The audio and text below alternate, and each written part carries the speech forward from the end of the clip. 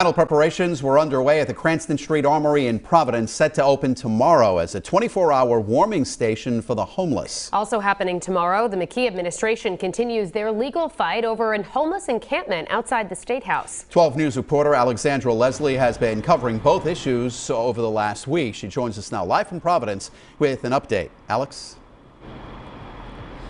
Mike and Shannon, Governor Dan McKee's office says its office is still conducting outreach to those who were camping outside the State House who had declined other means of shelter. And McKee said today that those who are in support of this case in court are only making the problem worse. As the state's 24-hour warming shelter is on track to open Friday, a case is also set to resume in Providence Superior Court the same day after a judge requested more time to review an amended complaint filed against the McKee administration. We'll let the court, do what it needs to do. Earlier this week, an amended lawsuit was filed on behalf of the roughly 24 homeless individuals living in tents outside the State House, protesting a lack of adequate housing. The lawsuit alleges the McKee administration's attempt to remove them infringed on their rights. There's people that are driving that case that are really, continually working to keep the homeless, and that is disturbing.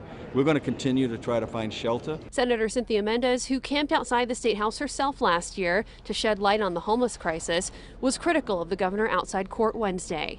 We brought this to his attention. The advocates gift wrapped him a plan a year and a half ago, 2 years ago now, and we're still in this crisis. And the governor's afraid to face the fact that he's utterly failing and there are lives on his hand.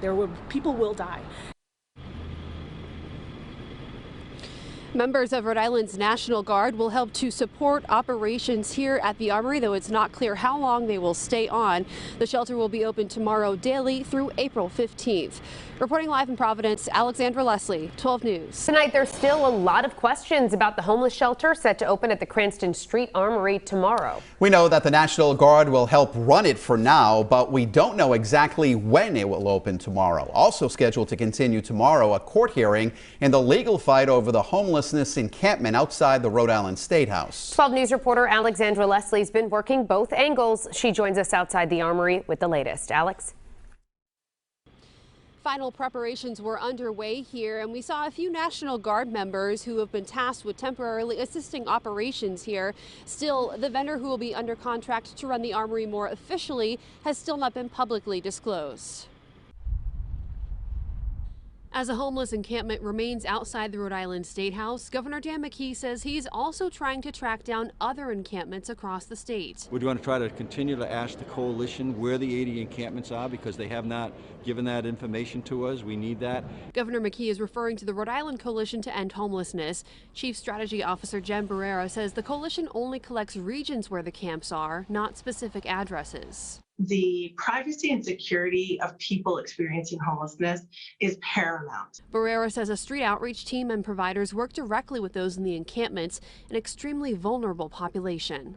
We want to make sure to prevent folks from any physical harm. We want to prevent their encampments from being requested to be removed or vacated, or from any other property from being damaged or stolen. The governor also noted DCYF's acting director sent a letter to the coalition with concerns about reports of parents and children living in encampments around the state. That's an obligation that we all have to make sure that any young people as well, are really serviced and that we provide warm shelter for them. The coalition says it has always collaborated with the department and other agencies. Our goal is to make sure that every family, including their children, have their resources available.